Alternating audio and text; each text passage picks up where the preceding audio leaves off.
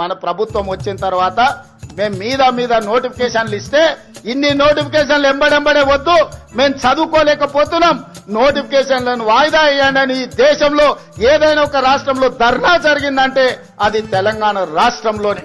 నోటిఫికేషన్లను వాయిదా వేయండి. ఈ దేశంలో ఏదైనా ఒక రాష్ట్రంలో ధర్నా జరిగిందంటే అది తెలంగాణ రాష్ట్రంలోనే.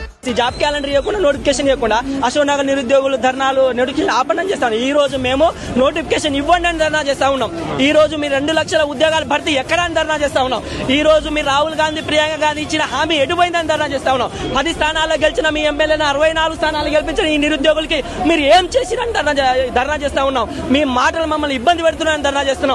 ఎక్కడైనా ప్రతి సభలకు వెళ్తుండో సభలకు పోతే విద్యార్థులు జాబులు వద్దని ధర్నాలు చేస్తుంటారు చెప్తారు తప్ప అరే విద్యార్థులు మీకు జాబులు ఎక్కువైతున్నాయని చెప్పి ధర్నాలు చేస్తున్నారని చెప్తుండ్రు. ప్రతి సభలో చెప్తుండు. అసలు ఇలాంటి అబద్ధపు మాటలు ఎందుకు చెప్తాడో ఏమో అసలు నాకు అర్థం కాదు. మన అదే నువ్వు ఒక రాష్ట్రానికే హెడ్ ముఖ్యమంత్రివి, మీరే అబద్ధపు మాటలు మాట్లాడితే మేమేం చేయాలి చెప్పండి. మిస్టర్ ముఖ్యమంత్రి, మీరు revise calendar job calendar immediate గా ఇవ్వాలి.